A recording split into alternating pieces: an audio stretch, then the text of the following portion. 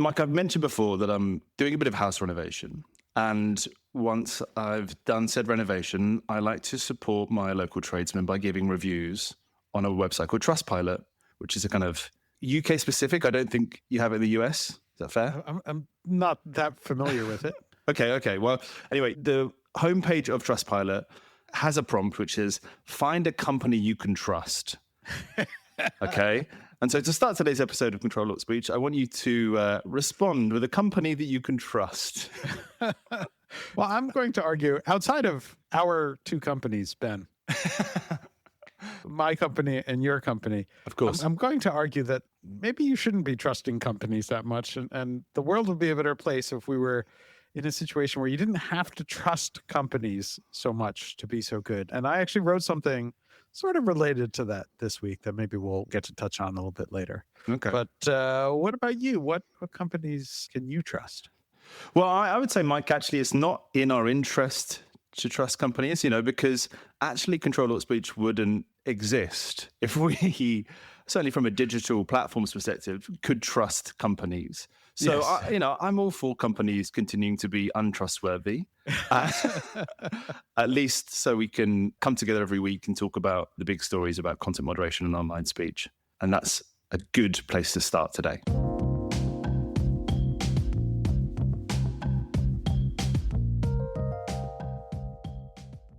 Hello and welcome to Ctrl-Alt-Speech, your weekly roundup of the major stories about online speech, content moderation, and internet regulation. It's January the 23rd, 2025, and this week's episode is brought to you with financial support from the Future of Online Trust and Safety Fund. This week, we're talking about a flurry of executive orders related to internet speech, EU regulatory pushback, and much, much more. My name is Ben Whitelaw. I'm the founder and editor of Everything in Moderation, and I'm with the estimable Mike Masnick of TechBer. Welcome, Mike, to the podcast again. How's things? It's good. It's good. It's a fun adjective you use there. As you know, as we were discussing before we started recording, I am completely overwhelmed and busy and swamped, and not just because the entire United States is in being overwhelmed by nonsense, but just there's so much going on and completely just there's too much. There's too much. I've sort of joked in the past about this concept of, in the computer world, there's this idea of the denial of service attack, where you hit a website with just so much stuff that they can't handle it and it just ends up shutting down the entire web server. And I sort of feel like I'm under a denial of service attack right now. Just with so much stuff coming in at once and trying to deal with it all. From all angles and Yes. from various different adversaries as well. Yeah. I sort of need like a human version of Cloudflare to block the denial of service attack. And we'll see. And it sounds like that's a sponsored link. It's not. Other DDoS services are available. That's true. That's true. Although Cloudflare, if you're listening and you want to sponsor, Seriously. get in touch. Yes. Yeah. Yeah, I mean, I feel a bit the same, Mike. I feel like every week now we're kind of coming to the podcast trying to create some sort of sense from the chaos, and this week is really no different. And I was actually kind of reflecting on just how difficult increasingly that is. Yeah. Do you know the concept of Calvin Ball? Do you know this at all? No. There was a comic strip that was very popular in sort of the 80s, and I don't remember exactly when it ended, called Calvin and Hobbes. Are you familiar with that at all? Yeah.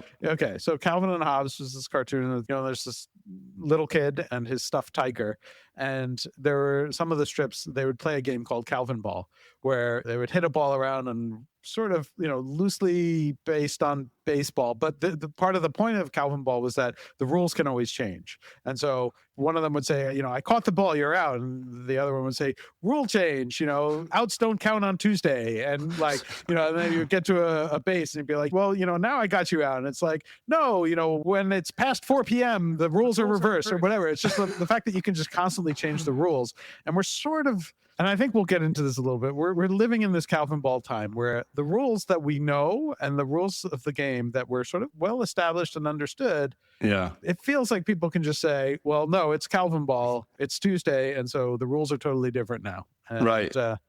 That's exhausting. Yeah. We don't even know what the rules are anymore. I wish somebody would tell us what the rules are. Yeah. But yeah, I mean, I thought it was interesting this seems to be something that's happening across the board, right? And this is borne out really in something I saw this week where a journalist called Judd Legume, who writes Popular Information, he's actually writing a newsletter solely on Elon Musk. Yep. I don't know if you saw this. I didn't. He started a newsletter on Substack called Musk Watch, which is a good name. To be honest, I thought we were doing part of that job for a long time on this podcast.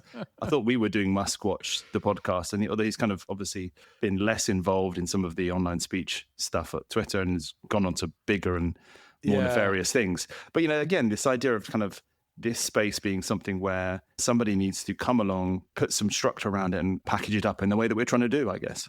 Yeah. There is also, Bloomberg has a whole podcast called Musk Inc., I think it is. And they did a separate spinoff, which was Citizen Musk, which was all about his political efforts. Okay. And so there are efforts that are just entirely focused on Elon Musk. And I thought we were heading into possibly a Musk-free episode this week, Ben, and you just ruined it. Yeah, sorry about that. Sorry to all the listeners. We were so close. I mean, there's plenty to comment on him and things that he has done and said this week, but I think we have some other stories to cover. There is. Before we jump into those, Mike, we started off talking about a rating and review website. We should ask our listeners to rate and review the podcast if they enjoyed today's episode or if they have enjoyed any recent episodes. I was noticing, I was going back through our recent reviews, and actually the latest review, and I don't want to kind of like guilt trip the listeners, but was on the 28th of September, 2024. So that's ancient history. Hell of a long time ago, right? Yeah. I think we've done some half decent podcasts since then that merit a rating or review. Yes. So and look, I've been watching our numbers. Our numbers have been going up in terms of listeners. So there are definitely more of you than were listening on September 28th. So therefore, I think a few of you are falling down on your required, mandatory rating, reviewing of Ctrl-Alt-Speech. Yeah. Well, we would really, really appreciate it if you had a few minutes to spend on sharing a few words. We read all of them. Get in touch with us at podcast@Ctrl-Alt-Speech.com as well if you want to share some more candid feedback about the episodes. We really appreciate it. It really helps us be discovered on those podcast platforms. Great stuff. Let's get started then, Mike. And talking of trying to enforce a set of speech ideals on our listeners, it's a perfect segue into the big news of this week. Last Friday, we recorded just before the TickTock Supreme Court judgment was handed down. It feels like several light years ago that happened. Yeah. There's been we could spend 3 podcasts talking about what's happened since then. You have the unenviable task of taking us through what just happened in a kind of WTF sense. Give us a run through if you can. Yeah, it's the TickTock on TikTok is what has happened in the past 7 days. So we recorded last Thursday. On Friday, the Supreme Court ruling came out. It was more or less what I think we expected based on the oral arguments, that they did say that the law was okay. I thought there were many, many problems with how it was written.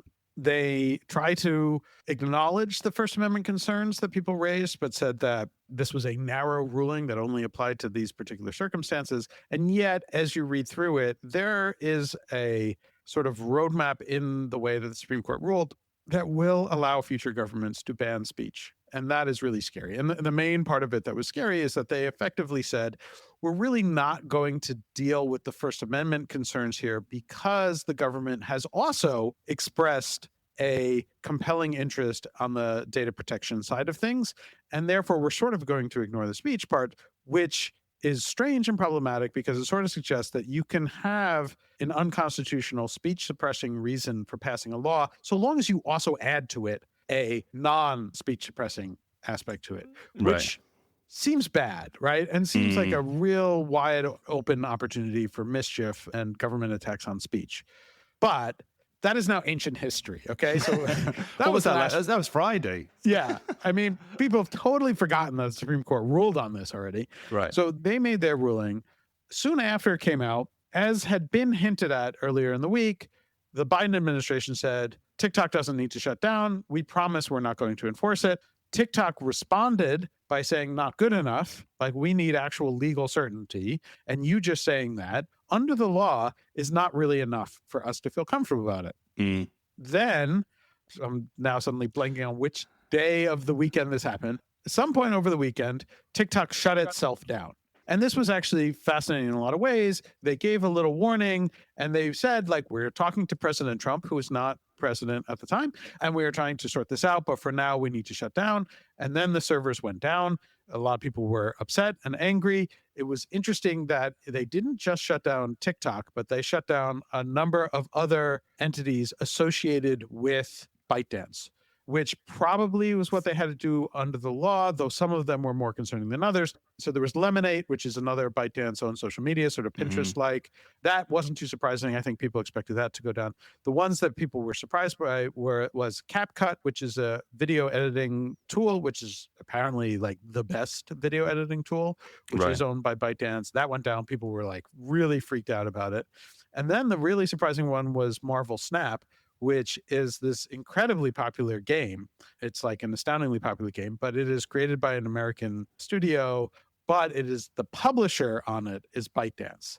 So all of a sudden this game shut down and everyone's like, wait, what? Like, what does that have to do with TickTock? And so this is sort of how broad and how far reaching the law was, that they felt that all these things had to be shut down. Then the next morning, it came back. I think it was, I've seen different reports, whether it was down for 12 hours or 14 hours, but it was, somewhere in that range. And then it suddenly came back because they said that President Trump has promised us that he won't enforce the law, except President Trump was still not President Trump. At that time, it was, so this, it went down Saturday night, it came back Sunday. Now I'm remembering the timing on this.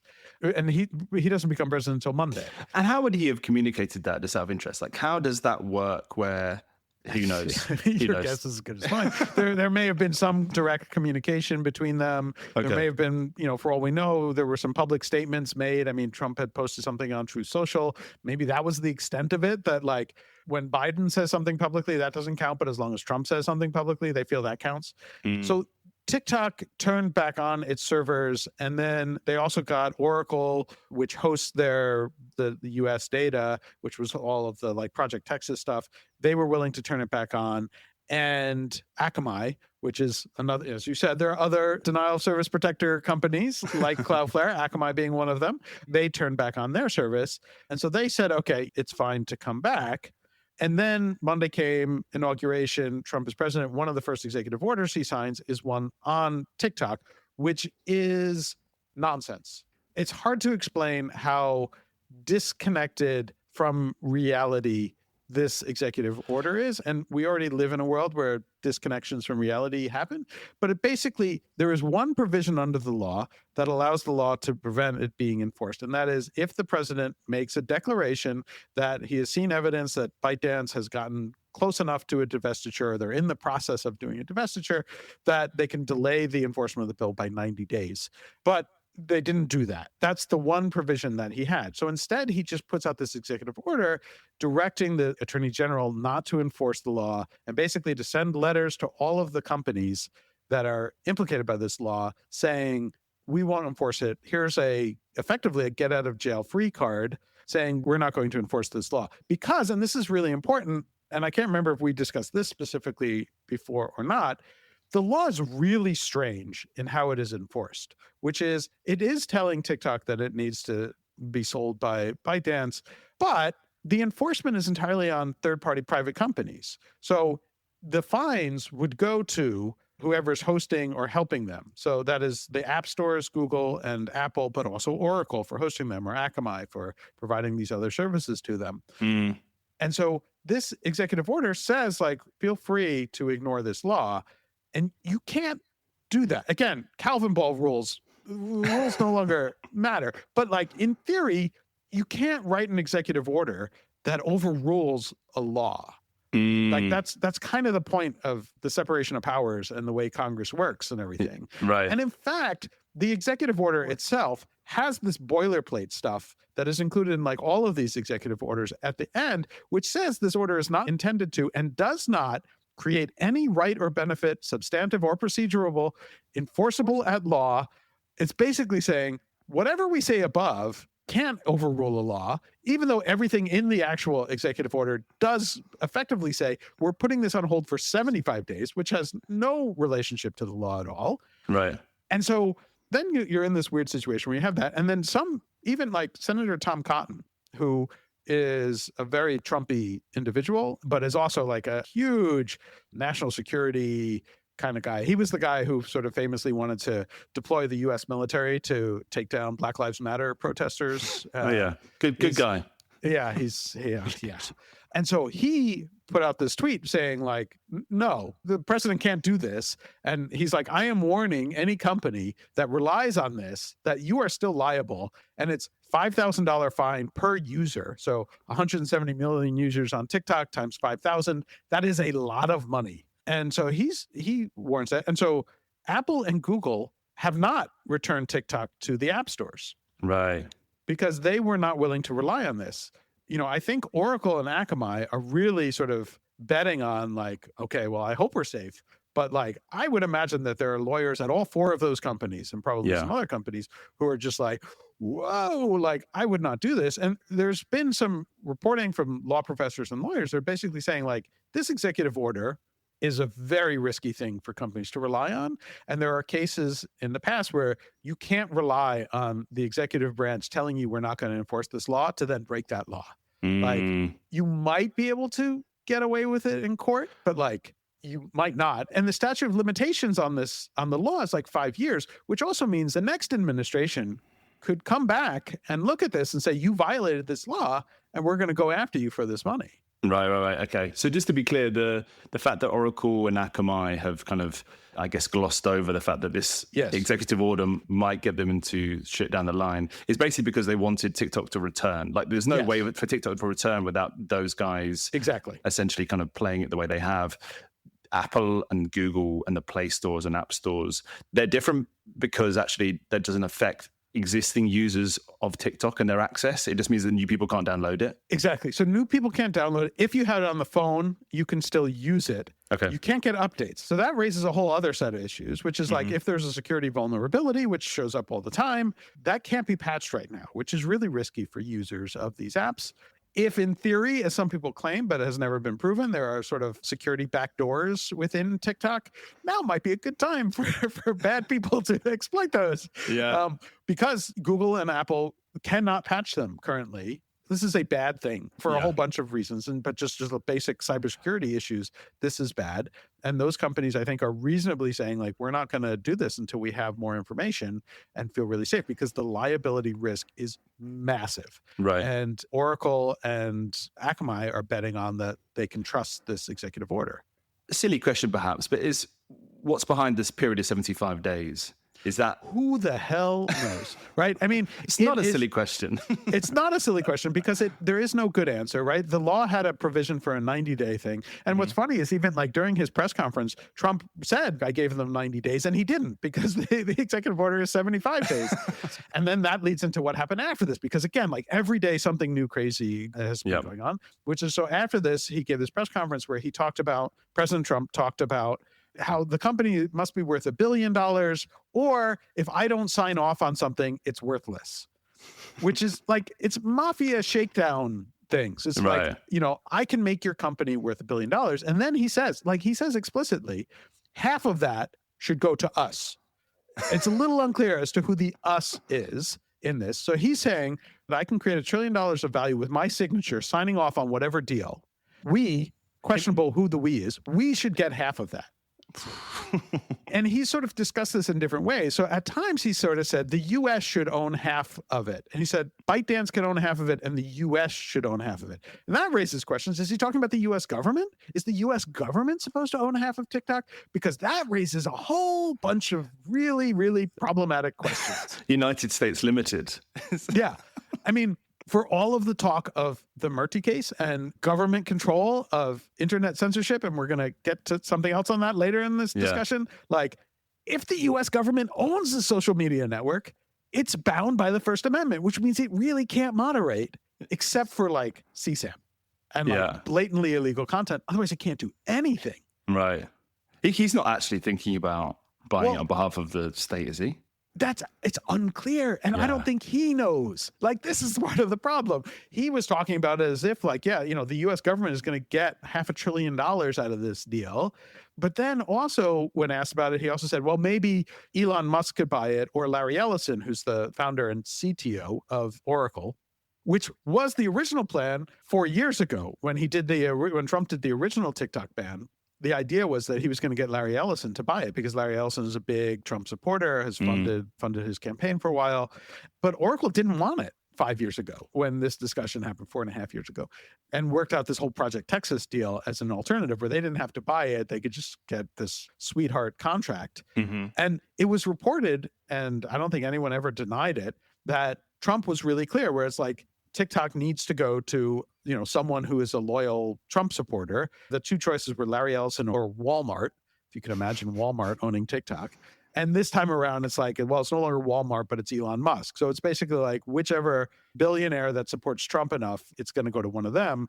And so then that wouldn't be the US government. So I still don't see where he thinks this $500 billion is coming from or who it's going to. None of this makes sense. I don't think he understands it. I don't think he has a good grasp on any of this, but he's just sort of talking in general about like, well, since I have to approve this deal, then I can create money and therefore I should get money. But I don't know where any of this. Right. And like, there's a kind of really funny line in it, in the executive order, where he says, this timing also interferes with my ability to negotiate a resolution to avoid an abrupt shutdown of the platform while addressing national security concerns. Basically, like heralding himself as the king of deals, like chief deal maker. And he's really backing himself to be able to kind of resolve this by a kind of negotiating the sale, I guess. And that's what we're about to see happen. And this is also confusing too, because for all of his talk of being such a great deal maker, and obviously people can have opinions on that, he blunders into this by saying, well, I'm okay if ByteDance still owns 50% of the company when this is done, which is like, you've just given away. The law is very clear that no, it has to be less than 20%. And so he's now announcing like, I'm willing to give them more than that. And already ByteDance owns less than 50% of the company. Outside investors own 60% of the company. So like all of this is, I mean, it's so stupid. Like but he's basically giving away all of the leverage by saying like, well, we can do this 50-50 joint venture thing. But again, it's not clear what he means. It's not clear. All of this is so stupid and confusing. And then like there was a final thing, the most recent thing, and this is probably changing by the time you're listening to it. Who knows? Maybe TikTok doesn't exist anymore. Maybe it's owned by Mr. Beast, right? So like the YouTuber Mr. Beast is trying to buy it. There's a whole bunch of idiots coming out of the woodwork saying we're going to buy TikTok. But one of the board members of ByteDance has said that they are working on a resolution. Who the hell knows what that is? But it sort of suggests that there may be a deal that is coming relatively soon. Okay. The question is like, can that deal actually match with the law? And then how will the companies react, right? So the president can kind of sign something, which Trump realizes, which is why he's basically saying his signature on this is worth $1 trillion. And he does it in such a way that sounds like a shakedown and clearly corrupt, like the signature is worth a lot. I need a cut of the money, which you wouldn't normally want a president to say, but we don't live in normal times. But there might be a deal soon, and then what happens after that, we'll have to see. And then what Congress does. Like already Tom Cotton seems pretty upset by this. Some of the other senators, Rand Paul doesn't seem particularly happy about this. On the Democratic side, Ed Markey has complained about some of this. So we'll see what actually comes out of this, but it's still very much all up in the air.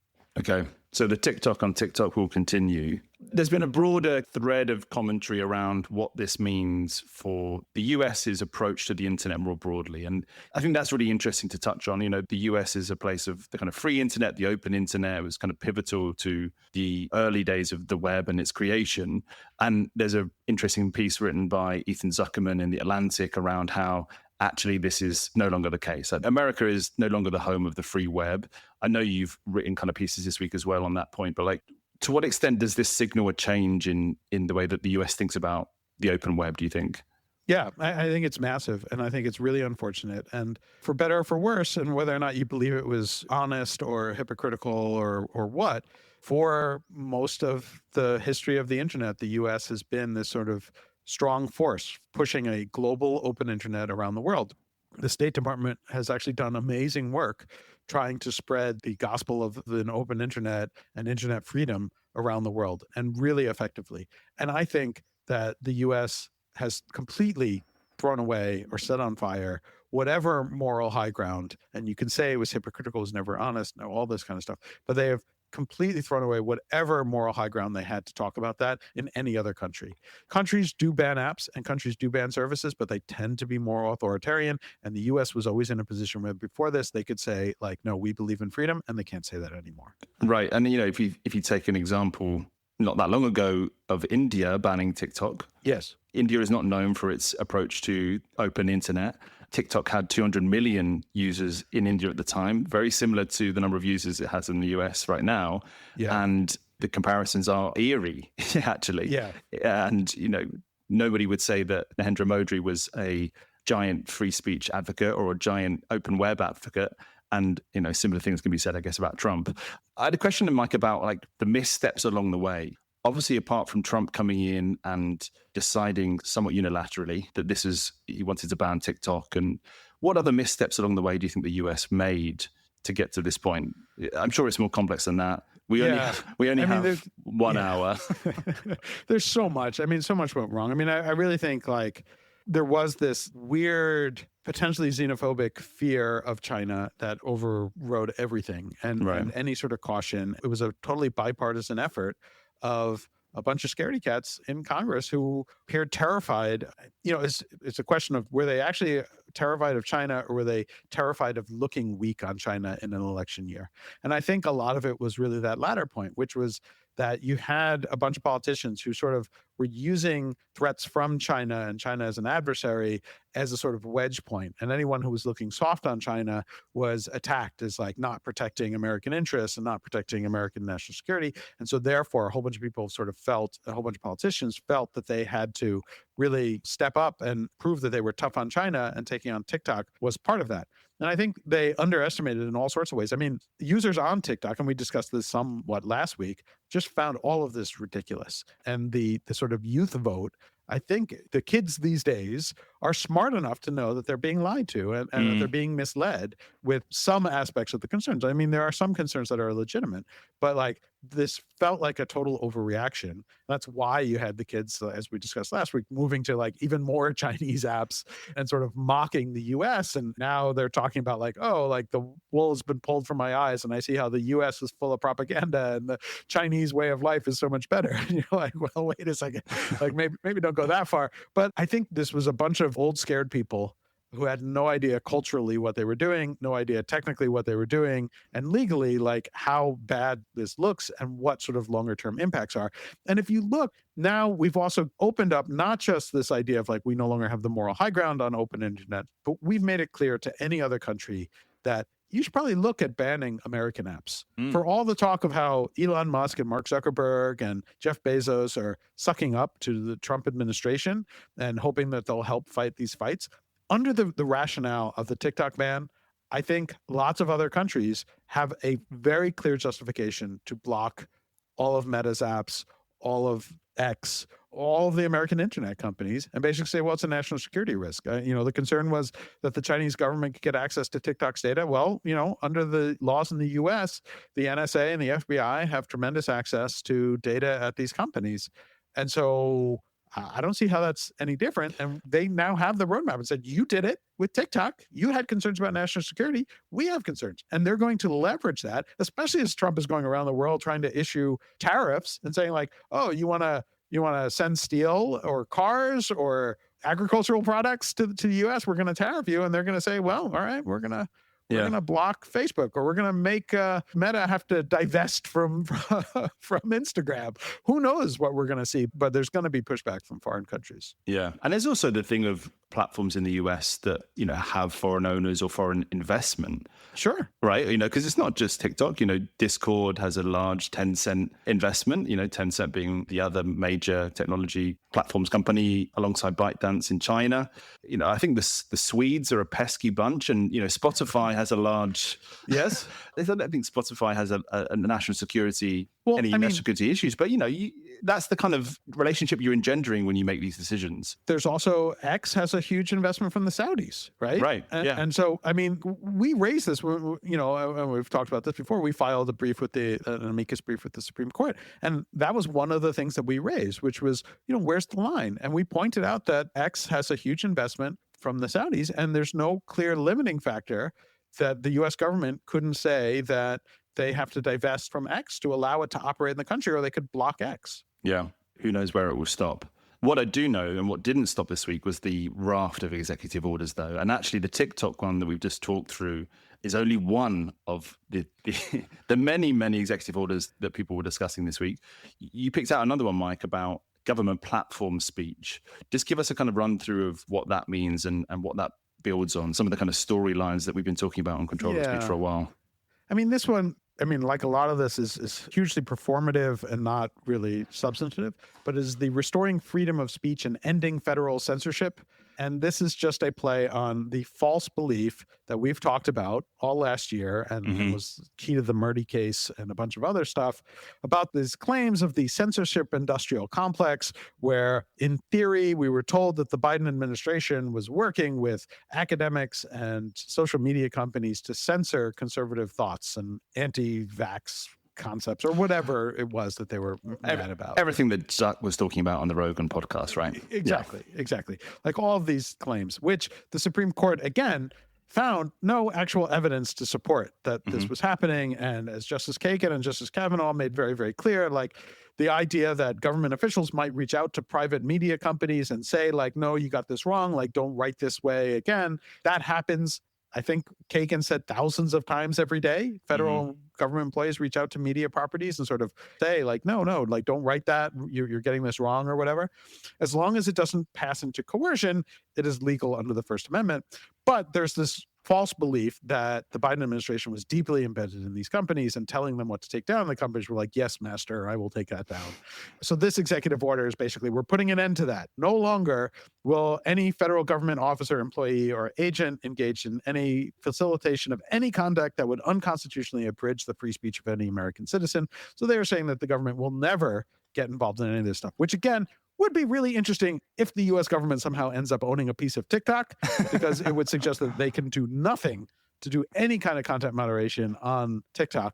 And already we know it's nonsense because, within a day of this executive order coming out directing the entire apparatus of the federal government never to communicate with media companies to try and abridge free speech rights, the new FCC chair, Brendan Carr, reopened investigations into certain television stations that he felt were covering Kamala Harris too favorably or Trump too critically, which is the exact thing that in theory, this executive order has said that the federal government cannot do. And yet Brendan Carr, as an employee of the federal government, is absolutely doing. So I question how legitimate this is in terms of, will the federal government actually follow this executive order, or does it only apply to speech that conservatives like, we won't take that down, but speech that critics of the president are saying, like, that doesn't apply to this executive order. Also, we were talking before the podcast started recording and about the kind of potential for this executive order to shoot Trump and platforms in the foot, for example, foreign interference. If there is an example of a coordinated, Russian attack online, there's, in theory, as a result of this executive order, no way for government officials to be talking to platforms about that. Is that fair? Pretty much, this executive order effectively bans the federal government from talking to social media platforms about any content that they have. And that includes actual foreign interference. And there are other efforts underway related to this that are trying to destroy CISA, the Cybersecurity Infrastructure Agency, which was set up by Trump, but everybody forgets that. And they're trying to dismantle that. And all the good work that they do, sort of informing people about cybersecurity concerns and, alerting them to breaches or hacks or all of that kind of stuff, I think all of that is going to go away, which makes the internet a much more dangerous place because you really need that coordination to deal with big challenges. And now the government is effectively barred, the federal government is effectively barred from alerting companies to any kind of foreign threats because it might be seen as trying to suppress information that would violate this particular executive order. Cool. That sounds not really fun. Not really. Oh, great. We've got a lot to look forward to. Okay, so I think there's something interesting there around the push and pull of two worldviews about online speech, China and the US. There's also a similar push and pull happening, Mike, with Europe and with the US. And it leads neatly onto our kind of next story, which I'm going to talk through a little bit on. This is an interesting story, I think, because we've talked in the last few weeks about how there's, from within the European Commission, some sense that they are taking a pause on their investigations around some of the big tech platforms, some of the big social platforms, because they're kind of waiting to see what Donald Trump will do. And we reported on that last week, some stories from the European Commission around that.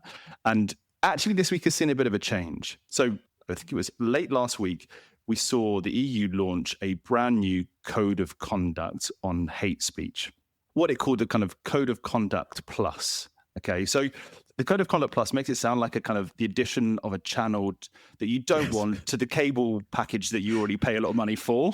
I can't wait to see what is streaming on the Code of Conduct Plus, Ben. And like if you're a platform, if you work with trust and safety in a platform and you've signed up to the original Code of Conduct on hate speech back in 2016, this would have probably been a surprise to you. The backstory for people who weren't around in 2016 was that essentially the European Commission, after a series of kind of terror attacks that kind of rocked Europe, both in Belgium and in France, created this code of conduct on hate speech because it felt that the kind of terrorism threat was emanating from online. And it got 13 platforms to kind of agree to combating racism and xenophobia and protecting freedom of expression by signing up to this voluntary code. And it was the kind of bigger platforms at the start, and a bunch of other smaller platforms joined. And in practice, that meant essentially having some processes within the platforms to oversee hate speech and to listen to what were termed at the time trusted reporters of hate speech. So these are essentially kind of civil society organizations and nonprofits who were specialists in these hate speech areas, who would let the platforms know when there was hate speech on the platforms that they perhaps didn't know about. And these partnerships were key to kind of taking down a lot of hate speech as termed by the EU around that time. And some good stuff happened as a result of it, okay? So there was a report in 2019 that the European Commission did around the hate speech code of conduct. And it said that within 24 hours, most of the platforms were reviewing some of these notifications by the trusted reporters, and content that was egregious, that was related to terrorism and other things, was being pulled down. So it did some good. Obviously, we're in a completely different place now. And over the last few weeks, Meta in particular have changed its hate speech policies, as we've talked about at length. This is essentially the Commission's reaction to that, or that's how I'm seeing it. And Henna Virkkunen, who we've talked about as the new Thierry Breton within the Commission, she has celebrated this new code of conduct and its inclusion into the Digital Services Act. It's now going to become part of platforms' compliance around the DSA, and has celebrated the fact that this is strengthening both the DSA and platforms' commitment to hate speech. It's fascinating, okay? You know, this. If we think about it as a big game of chess, the last few weeks, Facebook and Meta and Zuckerberg saying, actually, we're not going to really care about hate speech as most of the world sees it. We're only going to focus on terrorism and the most egregious harm. And this is the Commission playing their chess piece and saying, actually, you're going to. Under the DSA now, you're going to have to abide by some of these rules that we've had in place since 2016, but have been voluntary. I think this is going to go on and on. We'll really see the reaction to it from platforms, but essentially they're going to start having to show what they're doing internally to combat hate speech in the way that the Commission seemingly want to. How's your chess, Mike? I'm not actually that great at chess, so the chess analogy is one that I'm, not that strong on. But yeah, I mean, you do know about platforms and speech, so where do you see this fitting? Yeah, I gave up on chess when my son got better at it. He's very good. That was when he was in kindergarten, where he suddenly could consistently beat me, and I was like, "Yeah, chess. I don't like it so much anymore." Good call. But yeah, this is part of the chess match, I think. And one of the things that did become very clear after Meta made those announcements and Zuckerberg made those announcements was that they said, "Oh, but this only is for the US. Like we're not going to do this in the EU as of yet." Some of that, I think, is that they're waiting to see how some of the initial investigations, especially of X, play out under the DSA in the EU, and whether or not community notes actually suffices, which is kind of a big open question that is currently being explored by the EU. And so I think they're sort of holding off on that. But this statement is sort of it's not as obnoxious as the Terry Bertone style, but it is the like, hey, look at us. We're not going to let you get away with this kind of nonsense. It'll be interesting to see how it actually plays out. I mean, I think that all of the platforms that are sort of designated here that are related to this, like most of them already have processes in place that try and deal with hate speech. The question is, hate speech is a broad category, and there are disagreements over what does count as hate speech. And you do have issues that come up, and we've called these out, where labeling has been abused. In all sorts of ways. And we saw this in Germany originally, like even pre-DSA with the NetzDG law, which had similar sort of provisions and requirements to respond to hate speech quickly, where like satire publications were being taken down. And so it'll be interesting as this becomes part of the compliance effort under the DSA, if we're going to see other kinds of over-aggressive removals to avoid any kind of risk of liability. And so that's always my concern when like hate speech related things go into the law, is sort of how they're actually going to be enforced in practice and what sort of overreach may come of them.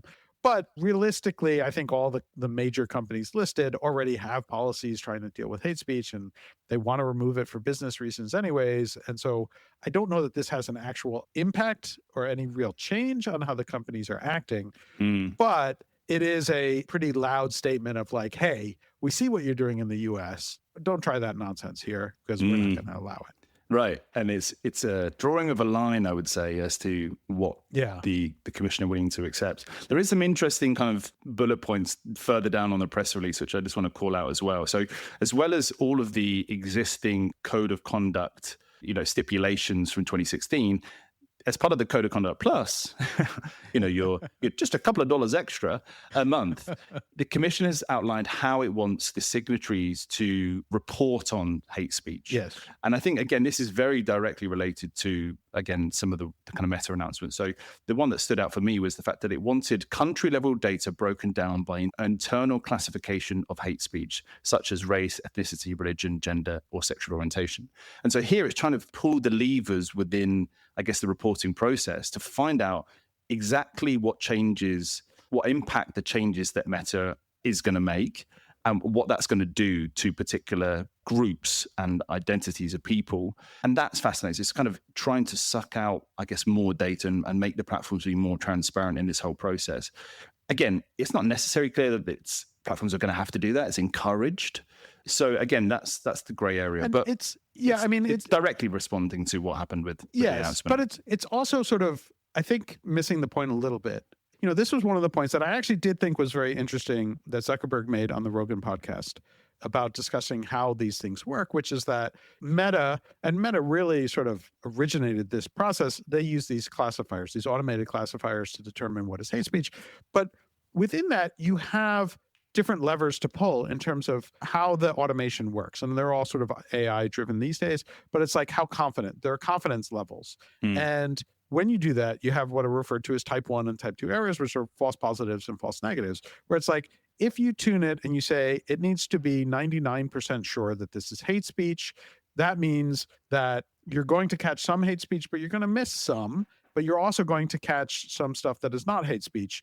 But then if you turn those knobs and you say, well, now you only need to be 90% sure, then you're going to catch a lot more innocent stuff as well. But then you also might let through some more hate, right? There's like all of these trade-offs with each of these things. So like just talking about like presenting the breakdown of the internal classification isn't that useful if you don't know what the confidence settings are, right? Because you can twist that knob.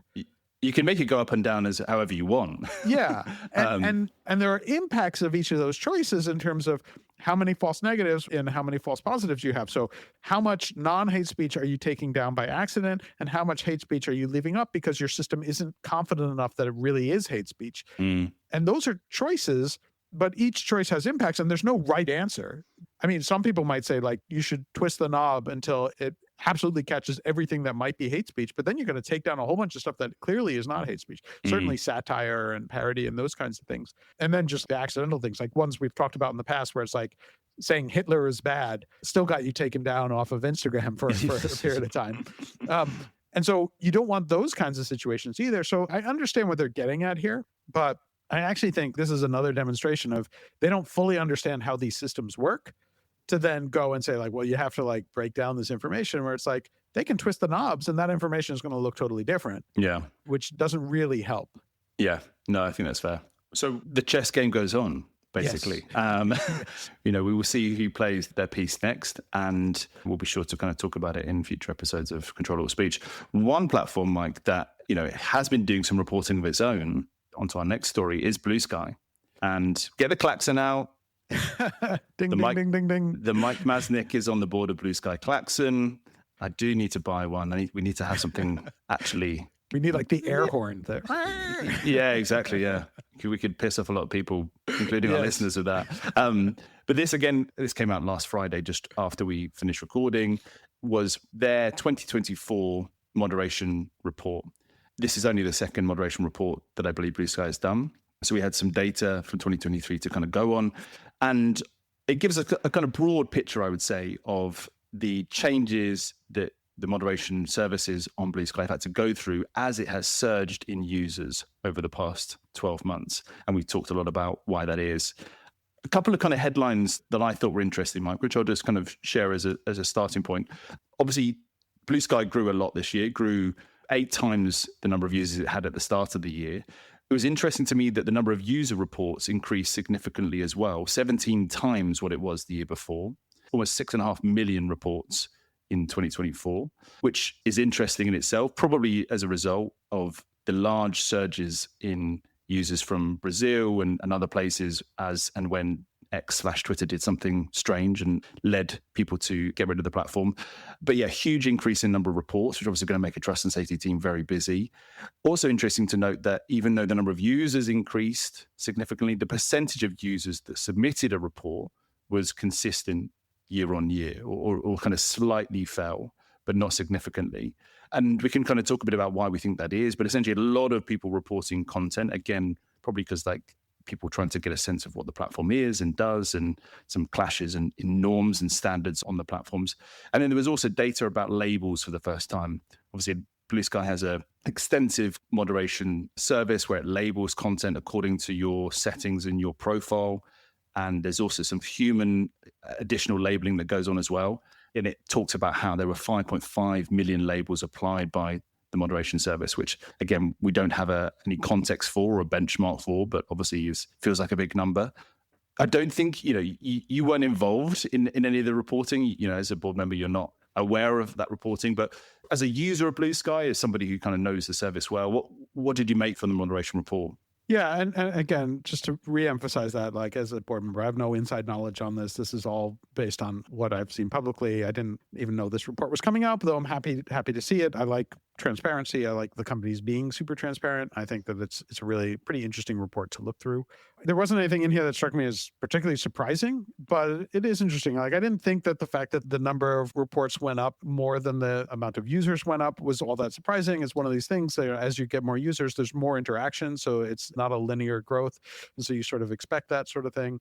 The percentage of users reporting stuff staying relatively constant. It goes down somewhat, but still relatively stable. Also doesn't surprise me. I mean, you have people who report stuff and you have people who just are never going to report stuff. But I do think it's really interesting to see, and I like the way that the company is breaking down this information, and especially the stuff on labels and seeing like, well, which kind of content is actually being reported and which things are the things that are most concerning. Because I think people have a sense from the outside like, oh, all of the trust and safety work is around X, Y, or Z. And this is actually putting some numbers on that. So you get a better sense of what are the things that people are reporting and where are the labels actually going. And so I found that to be really valuable. I mean, for example, like antisocial behavior was the biggest reporting thing where it's like, okay, I can get that. That's where a lot of people are concerned. But you see that other things are pretty big up there. Spam is obviously a big issue that almost everybody agrees has to be dealt with in some way or another.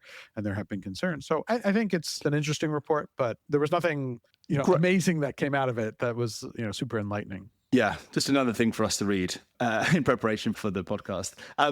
One thing I thought, Mike, was that maybe the percentage of users reporting might hint at is the fact that users don't necessarily know about the range of features and functionality that are available to them to customize their experience. You know, the lists, the feed, the labeling services. Maybe a year is too short a period of time to see that go down, but I suppose over time, I imagine the kind of trust and safety team there will hopefully see people take measures that avoid them actually reporting content. Yeah, so there's one of the things that Blue Sky is really trying to do, and this is, again, all public information and things that they've talked about, is that they're really trying to build up the affordances and abilities for people that control their own experience and for third parties to come in and offer services as well, labeling services and alternative moderation services and things like that. But the team realized that is something that is different. And so I think a lot of people are just getting acclimated to the Twitter-like experience, and then they'll begin to learn some of the other affordances that it gives them and the powers that it gives them to really have more control over their own experience and what it is that they see and also what it is that they don't see. And so, yeah, I mean, I think it's an ongoing challenge. I think the team is aware of it and looking at that and trying to figure out ways to make more people understand that, or for third-party services, more third-party services and the wider ecosystem to get built, I think is an important next step. But, I think it's pretty early to say one way or another how that's actually going and where the knowledge gaps are. Yeah, I actually went into my account settings this week and started to tweak my settings according to some experiences on the platform this week. So, yeah, I think you're right. That will happen over time, and people need to be given the space to do that, right? Yeah. And, people start to figure it out, and you begin to realize, if somebody has a bad experience, you begin to say, oh, wait, I can make these tweaks that will make that less likely to happen. And people will begin to figure that out. And again, the company definitely knows that they want to make that easier, and they want to make it clearer how to do that, and that those affordances are available, and they'll get there. Yeah. So we'll link to that in the show notes, listeners, and you can go and have a look for yourself and pass through the data. We were going to talk a bit about free R feeds, which is an interesting development, but I think we should park that for another time. We're definitely going to end up returning to it. I will say it is a really interesting thing, and it sort of does get to what we were just talking about and the affordances and the ability of third parties to come in and do a lot more. And Free R Feeds is a really, really exciting new initiative. I've written about it on TechTock, so you can see that. But I think it's a really exciting initiative of someone who is not Blue Sky coming in and really trying to build out a bunch of really cool additional things that can be done using the underlying protocol without having to rely on Blue Sky at all.